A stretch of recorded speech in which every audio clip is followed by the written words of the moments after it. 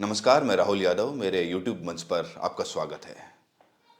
दोस्तों, अगर आप समझ रहे हैं कि हमारा युद्ध पाकिस्तान से हुआ था, पाकिस्तान से हमने जंग लड़ी थी, तो ये आपकी एक बड़ी गलतफहमी है। क्योंकि पाकिस्तान महज एक मुखौटा था। सीमा पार, सीमा के उस पार हमारी जो असली लड़ाई थी वो चीन से हो रही थी। चीन की टेक्नोलॉजी से, चीन की सैटेलाइट से, चीन के जहाज से, चीन की मिसाइल से, चीन की वायुसेना से। अब दोस्तों, सवाल ये नहीं है कि पाकिस्तान में बैठे चाइनीज एयरफोर्स के किन ऑफिसर्स ने कमांड हाथ में लेकर हमारे फाइटर जेट्स गिरा दिए। सवाल ये कतई नहीं है। मैं सिर्फ इतना बता रहा हूं, इतना रेखांकित कर रहा हूं कि अभी तक आपने जो मई में देखा था वो सिर्फ एक ट्रेलर है। असली पिक्चर अगस्त के बाद शुरू होगी, और अगस्त के बाद जो होगा उसे सुनकर आपकी रूह कांप जाएगी। क्योंकि ऐसी गहरी साजिश रची जा रही है जो वाकई कल्पना के परे है, हमारी आपकी कल्पना के परे है। और अगस्त के बाद क्या होगा ये मैं आपको आगे इस वीडियो में बताऊंगा। लेकिन फिलहाल इस खबर से पहले मैं दो ब्रेकिंग न्यूज, एक बड़ी खबर, दो बड़ी खबरें आपके साथ साझा करना चाहता हूं। Two big breaking news.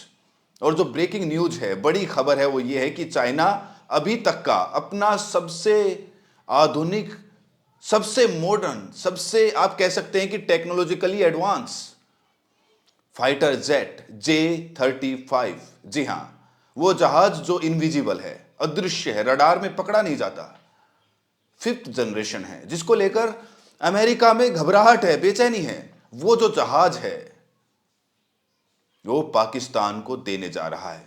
और अभी कुछ ही दिन पहले पाकिस्तान की सरकार और चीन की सरकार के बीच में इसमें एग्रीमेंट हुआ है। और यहां एक भारी मन से एक बात कहना चाहता हूं, भारी मन से।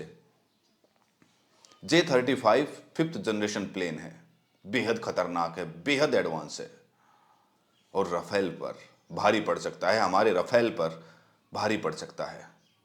और दूसरी बड़ी खबर, दूसरी ब्रेकिंग न्यूज, कि चाइना इस वक्त सिलीगुड़ी यानी कि पश्चिम बंगाल का जो बॉर्डर डिस्ट्रिक्ट है बांग्लादेश से जुड़ा हुआ, उस बॉर्डर पर चाइना एयरबेस बना रहा है। एयरबेस एक नया खड़ा कर रहा है। हालांकि ये एयरबेस कई साल पहले बनाया था बांग्लादेश ने।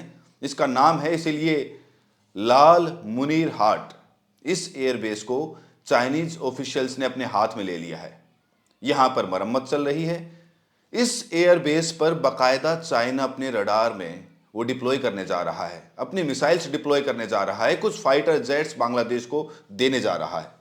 और सबसे बड़ी बात है कि ये जो बॉर्डर पर एयरबेस चाइना बना रहा है, इससे आसाम, पश्चिम बंगाल, सिक्किम, मिजोरम, मेघालय, अगरतला से लेकर आप अरुणाचल प्रदेश, पूरा का पूरा नॉर्थ ईस्ट चाइना के रडार पर होगा, चाइना के फ्रेम में होगा।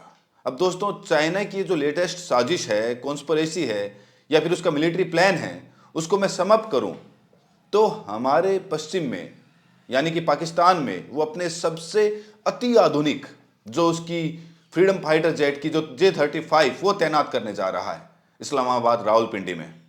वहीं अगर पूर्व की बात करें, पश्चिम बंगाल, आसाम, नॉर्थ ईस्ट की बात करें, तो वहां सिलीगुड़ी के पास बांग्लादेश के भीतर एयरबेस बना रहा है जहां मिसाइल्स और रडार तैनात कर रहा है।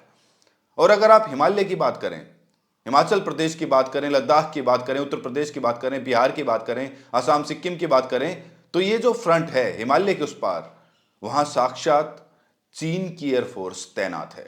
यानी तीन तरफ से, तीन मोर्चों से भारत को घेरने की साजिश है। और ऐसा चीन क्यों कर रहा है, इसके पीछे का प्लान जानकर आप चौंक जाएंगे। आगे डिस्कस करूंगा इसको भी। लेकिन अगर भारत का जिक्र कर लें तो भारत में सिंदूर यात्रा चल रही है, ऑपरेशन सिंदूर चल रहा है, रोड शो कर रहे हैं मोदी जी, रैली कर रहे हैं। 2 दिन गुजरात में रहे, 2 दिन बिहार में रहे, फिर मध्य प्रदेश चले गए, कभी कानपुर चले जाते हैं, कभी पश्चिम बंगाल चले जाते हैं। ऐलान करते हैं कि सिंदूर को वो बारूद बना देंगे।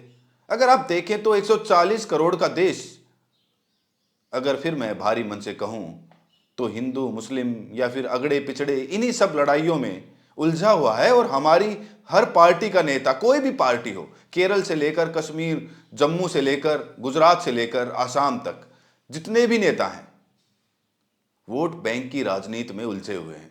ये फैक्ट है।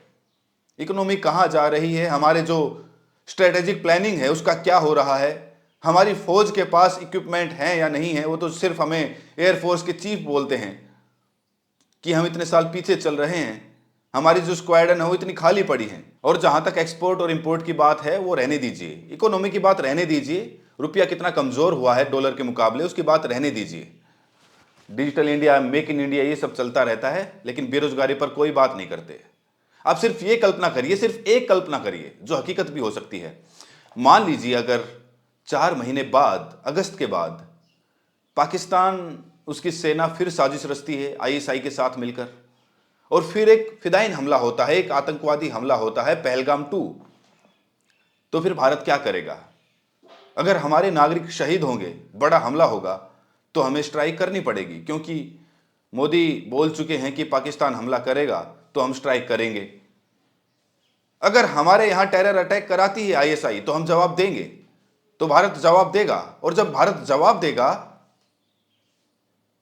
तो उसके बाद फिर रिप्लाई भी आता है, जो आपने पाकिस्तान की गोलाबारी देखी, और फिर वहां पर जो चीन के वायुसेना के जो ऑफिसर्स हैं और वहां जो J-35 हैं सजाए गए हैं, फिर क्या होगा? मैं डरा नहीं रहा हूं दोस्तों, मैं डरा नहीं रहा हूं, किसी का मनोबल नहीं गिरा रहा हूं, मुझे अपनी फौज पर पूरा भरोसा है। लेकिन सवाल सिर्फ इतना है, क्या हम तैयार हैं J-35 के लिए? क्या हम तैयार हैं उस एयरबेस के लिए जो बांग्लादेश में बनाया जा रहा है? क्या हम तैयार हैं उस नेपाल के लिए जो इस वक्त चीन के साथ बात कर रहा है? क्या हम तैयार हैं उस भूटान के लिए जो चीन की गोद में बैठा हुआ है? ऐसी खबरें प्रसारित करने में रिस्क भी होता है, मेहनत भी बहुत लगती है दोस्तों। मैं सिर्फ आपसे एक मांग करता हूं, एक छोटी सी मांग। इस चैनल को सब्सक्राइब तो आपने कर लिया होगा, अगर आप अब तक इस वीडियो को देख रहे हैं तो नोटिफिकेशन बेल को जरूर प्रेस कर लें। हम ऐसे एनालिसिस लेके आते रहते हैं जो देश हित के लिए जरूरी होते हैं। बहुत बहुत धन्यवाद।